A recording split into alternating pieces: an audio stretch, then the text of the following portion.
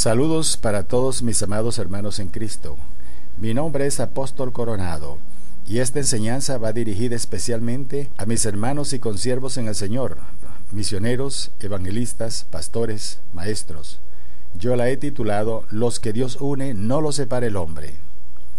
Los cristianos evangélicos nada sabemos de la ley canónica de la Iglesia Católica Romana, la cual contiene todo su sistema doctrinal o dogmas, tales como este: el matrimonio es un santo sacramento, ordenado por Dios a fin de preservar la santidad de la unión conyugal y la dignidad de la familia, por lo cual debe ser inaugurado por medio de una solemne ceremonia.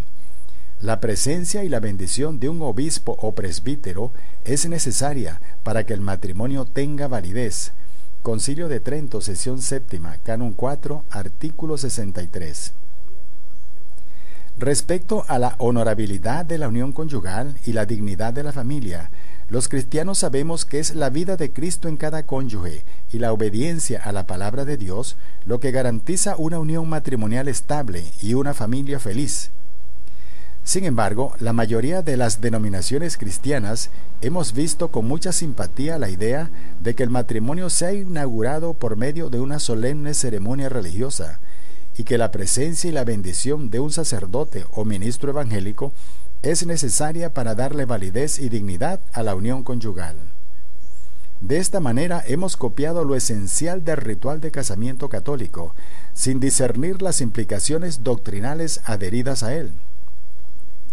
Aquí permítanme repetir las palabras del conocido predicador colombiano Edgardo Peña. La religión católica ha tenido tan profundo impacto en la conciencia, el alma y el espíritu de nuestros pueblos latinos que no es exagerado afirmar que todos los que hemos nacido en una sociedad católica llevamos por dentro un cura y una monja.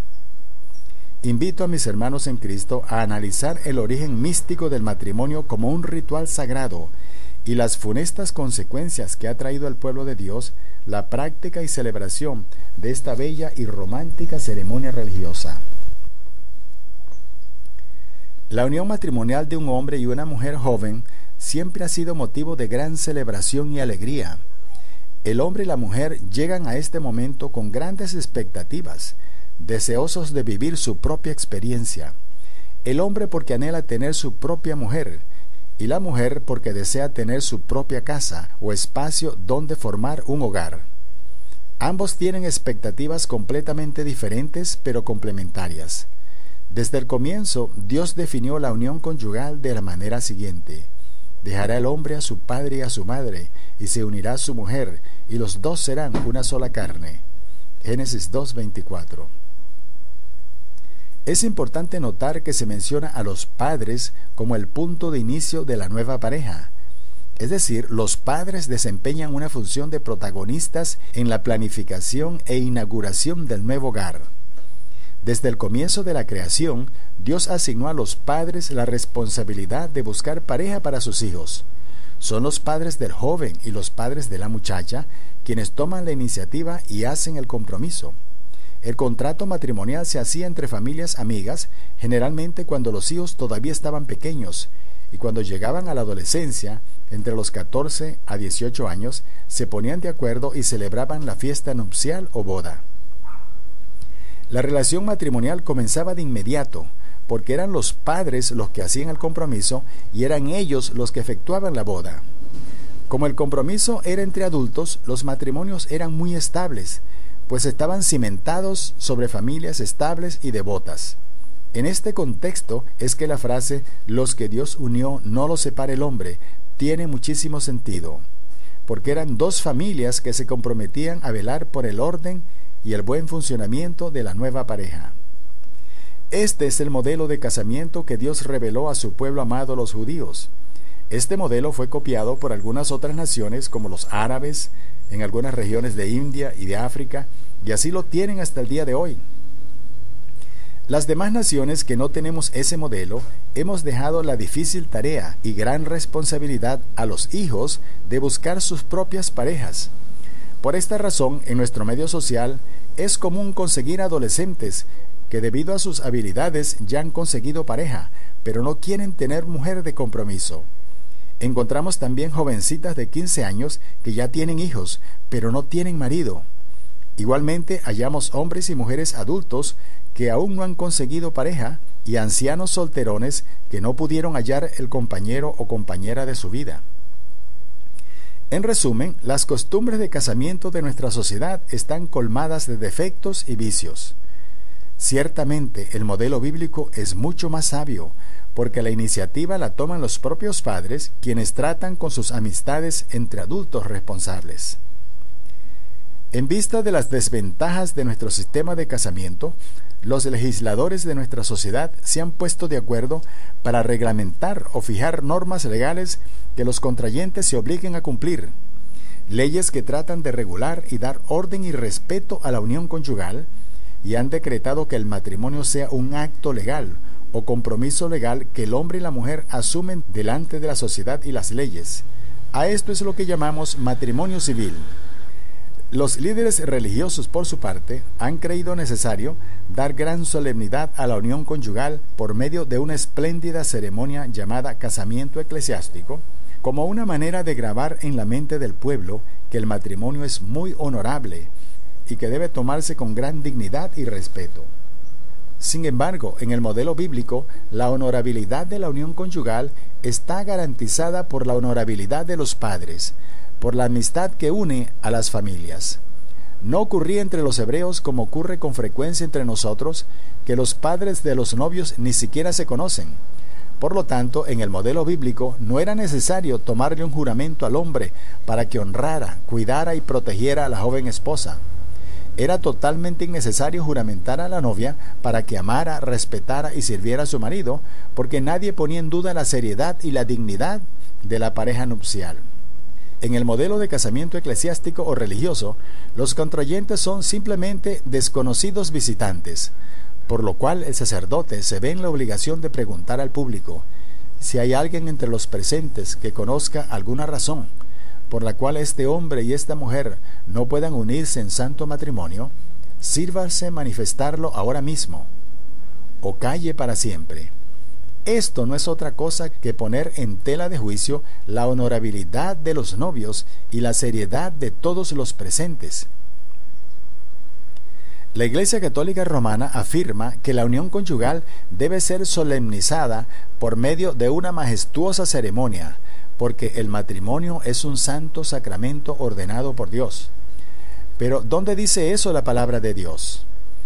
Además, según el artículo 63 de su ley canónica, la presencia y la bendición de un obispo o presbítero es necesaria para que el matrimonio tenga validez. Esto significa que sin la autorización del sacerdote, el hombre no puede tocar a la mujer, algo que en realidad nadie cree, pero que al momento de la ceremonia todos toman parte en el juego y simulan creer. En eso consiste la magia de la ceremonia, hacer que todos crean lo que saben o sospechan que no es verdad.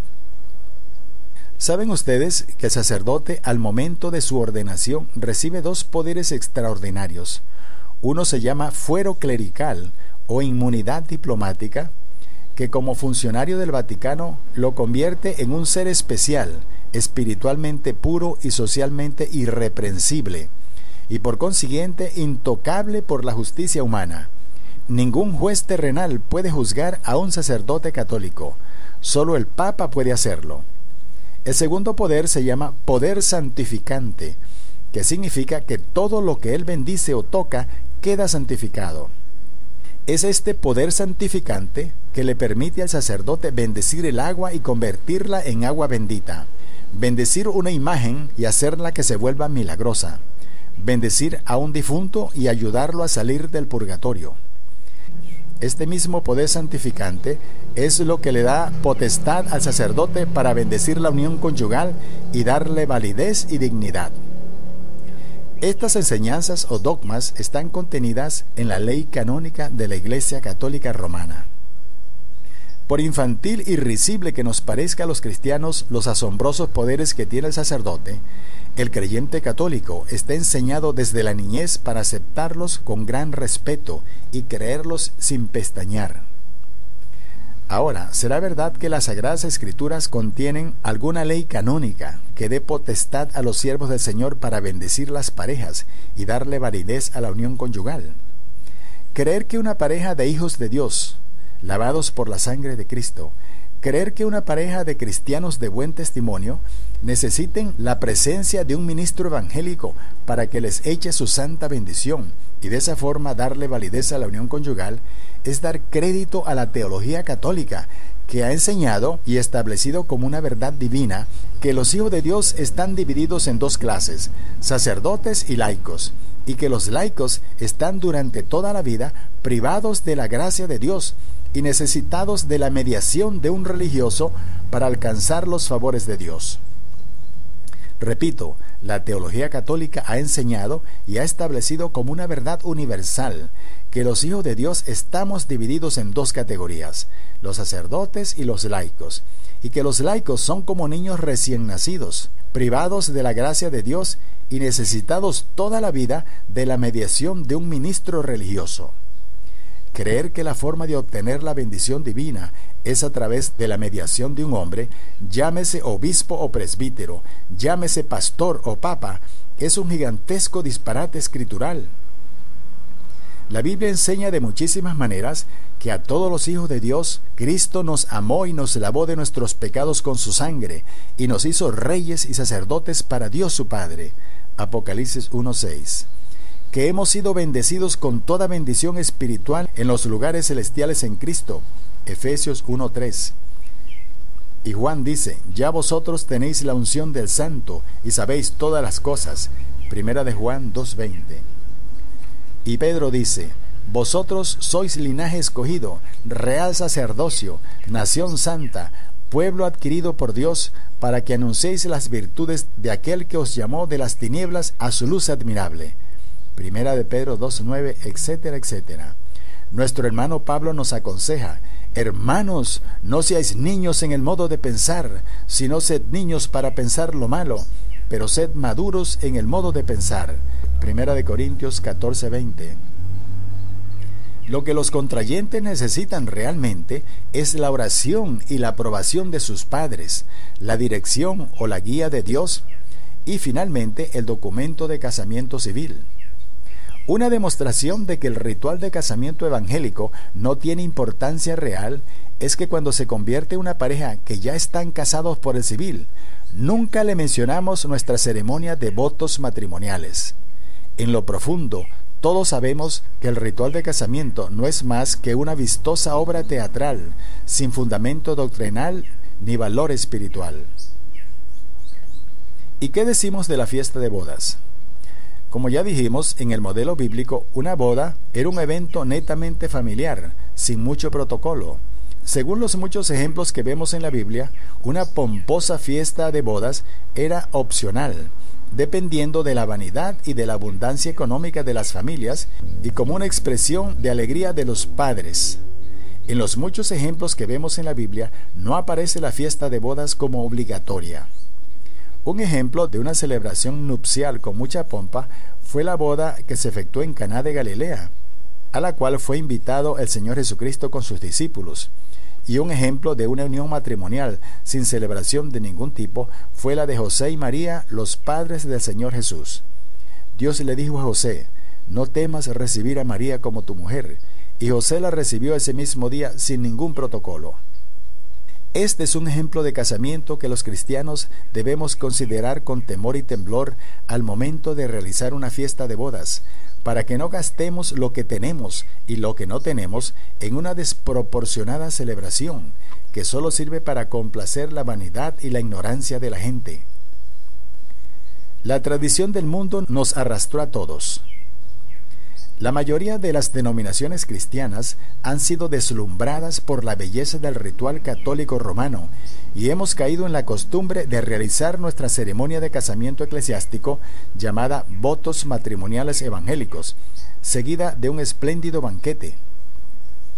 La pareja de católicos devotos sienten la necesidad de la bendición sacerdotal, pues de niños han sido enseñados que la presencia y la bendición de un sacerdote son indispensables para que el matrimonio tenga validez.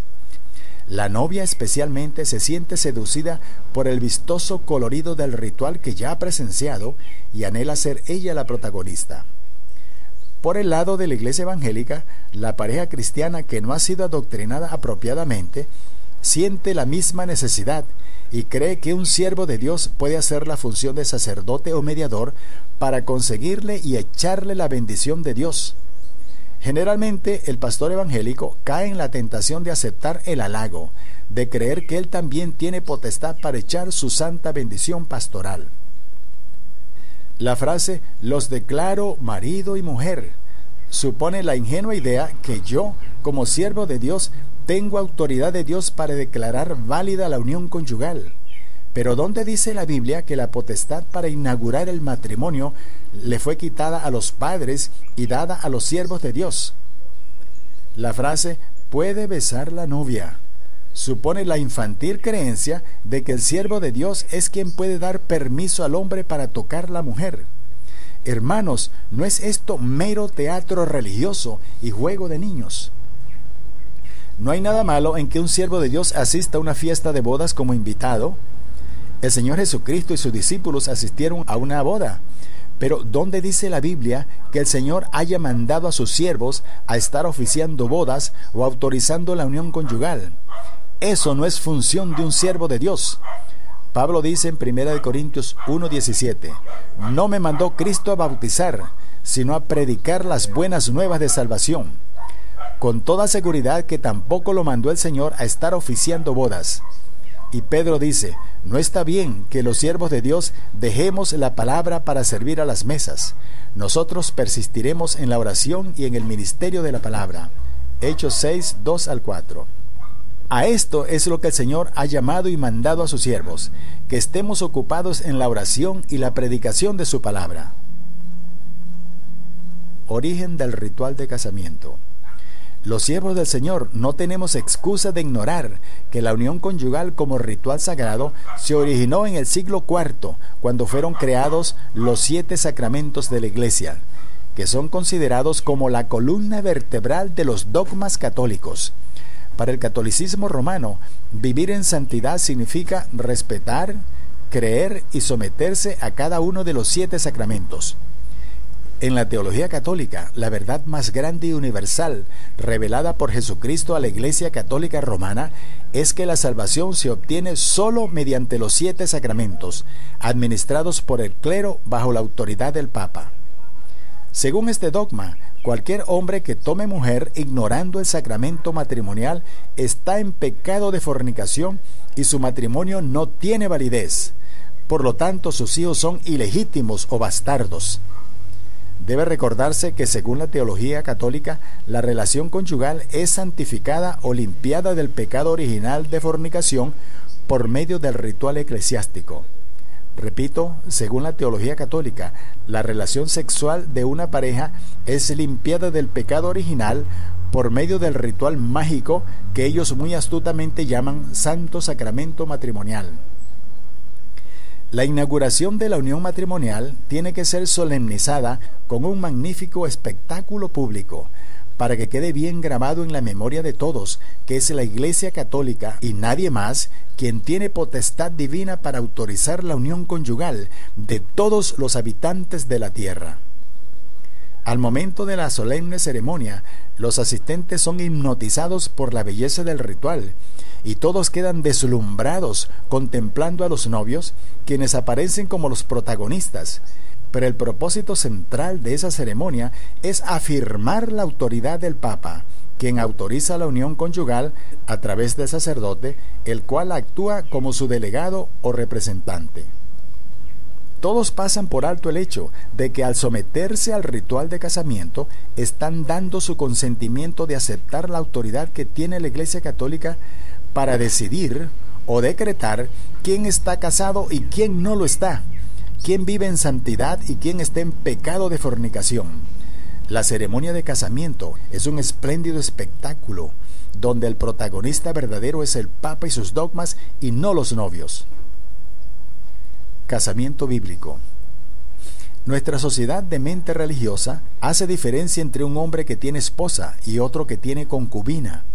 entre estar casado y vivir en concubinato. Pero la definición bíblica para estar casado es unirse y hacerse una sola carne. Por lo tanto, hablando bíblicamente, el hombre que tiene mujer tiene esposa y está casado. Las Sagradas Escrituras tampoco hacen diferencia entre una mujer que tiene marido y otra que tiene esposo. La mujer que tiene marido tiene esposo y está casada con él. Comprender esto es importantísimo para que no usemos el lenguaje del mundo religioso y no juzguemos como inmundos a los que el Señor ha limpiado con su sangre y ha justificado. El pueblo católico sigue creyendo que el documento de casamiento civil también sirve para determinar quién está viviendo en santidad y quién está en pecado de fornicación. Pocos parecen entender que el valor del documento de casamiento es puramente legal, igual que una partida de nacimiento o igual que un pasaporte. Nadie parece entender que el documento de casamiento civil no tiene ningún valor espiritual para justificar o santificar la relación conyugal delante de Dios. Una pareja de incrédulos que no ha puesto su fe en Cristo está viviendo en pecado, aun cuando tenga certificado de casamiento. Si no han recibido el perdón del Señor, son inmundos delante de Dios y están perdidos. Por el contrario, una pareja que ha hecho profesión de fe, que cree en Cristo como su Señor y Salvador y dan testimonio de su fe, es una pareja de santos. Dios solo requiere fe en los méritos de Cristo para justificar al hombre. Todo lo demás que el hombre pueda presentar para su justificación, Dios lo llama justicia propia, obras de la carne y trapo de inmundicia. Véase Isaías 64:6 y Filipenses 3:4-9. El certificado de casamiento civil se puede llamar correctamente justicia humana o justicia propia, y lo que determina que la relación conyugal de una pareja de hijos de Dios sea santa es que Dios mismo declara que ellos son santos y no sus propios méritos ni su propia justicia. Si usted cree que su relación íntima con su cónyuge es limpia y pura, por el hecho de que posee el documento de casamiento civil, usted todavía no ha comprendido el valor infinito del perdón de Dios, no ha comprendido el maravilloso significado de la gracia y el amor de Dios. Mi amado hermano y mi amada hermana, su relación conyugal es santa porque Dios los ha perdonado, justificado y santificado por su fe en Cristo. Véase 1 Corintios 7:14. No estoy diciendo que el certificado de casamiento civil no sea importante, ni que la fe nos permita ignorar las leyes humanas, sino que es un error muy grave dar mayor importancia a un documento que a la fe de un hijo o una hija de Dios. Los documentos que emiten las autoridades no tienen nada que ver con la vida moral de una persona, mucho menos con la justicia de Dios. La garantía de que la unión de una pareja de cristianos tenga éxito no depende del contrato matrimonial que firmaron, ni depende de que lo sometamos a una ceremonia de juramentación, porque cuántas miles de parejas han hecho eso y al poco tiempo todo se disuelve. La garantía de que una unión conyugal sea estable es que Cristo esté en la vida de los contrayentes. Sin necesidad de que hagan votos o juramento, yo sé que el marido va a amar y honrar y proteger a su mujer, porque él ama a Cristo y desea hacer la voluntad de Dios.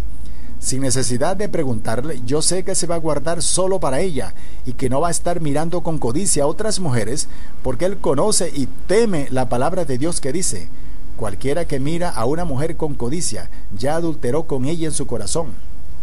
La frase, los que Dios unió, no los separe el hombre, nos hace recordar el origen y el propósito del matrimonio, que nuestro Padre Celestial espera que confiemos en Él, que le busquemos de corazón para que Él nos dirija a buscar la pareja que Él tiene para nosotros. Y si Dios nos dirige y nos une, entonces vamos a formar una pareja divinamente constituida. Y este hecho es la garantía de que vamos a permanecer unidos, porque ninguna circunstancia nos va a poder separar. Entonces, la dirección divina para conseguir pareja y la fe y la devoción de los cónyuges es la única garantía de que los cónyuges permanezcan unidos hasta que la muerte los separe. Por otra parte, hermanos, el ritual de casamiento eclesiástico católico conlleva implicaciones teológicas oprobiosas que la gente común desconoce y que los siervos del Señor deberíamos saber. Una implicación doctrinal perversa adherida a esta ceremonia religiosa es que los hijos de una pareja que no se hayan casado por la iglesia son bastardos o ilegítimos. Porque como ustedes deben saber, hasta hace pocas décadas el matrimonio civil no existía en nuestro país. Véase en internet matrimonio civil en Venezuela. Los gobiernos civiles, abrumados por el inmenso poder papal, le habían entregado a la Iglesia Católica la potestad para casar y dar certificado de casamiento. Esto significaba que quien no se sometía al ritual de casamiento no estaba casado, sino que estaba viviendo en concubinato, vivía en pecado de fornicación y sus hijos eran ilegítimos. La consecuencia de ser ilegítimo era que no se tenía derecho a estudiar ciertas profesiones, ni a ejercer cargos públicos, ni a heredar los bienes del padre. Esto significaba que si yo era hijo de un hombre y una mujer que no habían sido casados por la iglesia, y por lo cual no poseían el acta matrimonial que emitía la iglesia, yo era un hijo ilegítimo, y si mi padre tenía bienes, solo sus hijos legítimos tenían derecho a la herencia, y a mí solo me correspondía heredar la humillación y la vergüenza. Esta ley infame estuvo vigente en nuestro país hasta 1980, cuando nuestro Código Civil fue corregido y se decretó que los hijos de un hombre, sean legítimos o ilegítimos, tienen igual derecho. Esta ley fue de nuevo corregida en el año 2002, cuando se eliminó la denominación de hijo ilegítimo, hijo bastardo, hijo natural, hijo reconocido. Ahora debe decirse simplemente hijo o hija, y todos tienen igual derecho delante de las leyes. ¿Saben ustedes, hermanos, que la palabra de Dios ha enseñado este concepto de igualdad de los hombres delante de Dios y delante de las leyes por más de 4000 años? Todos estos odiosos conceptos discriminatorios están ocultos y adheridos a esta encantadora y romántica ceremonia religiosa, y todavía siguen adheridos a la mente de millones de cristianos. ¿De dónde cree usted que sacamos los cristianos evangélicos la creencia de que una pareja de santos y de buen testimonio, que por razones justificadas no han podido obtener el certificado de casamiento, estén viviendo en pecado mortal de fornicación, por lo cual no les bautizamos ni les dejamos participar en la cena del Señor? Y los habitantes de la tierra se han embriagado con el vino de su fornicación, dice Apocalipsis 17:2. Ciertamente, el falso cristianismo de Roma es el más apetecible al gusto del mundo, y todos los habitantes de la tierra hemos sido embriagados y confundidos con el vino de los dogmas que Roma nos dio a beber. Les invito, hermanos, a escuchar el siguiente tema, que espero arroje más luz sobre este importantísimo asunto.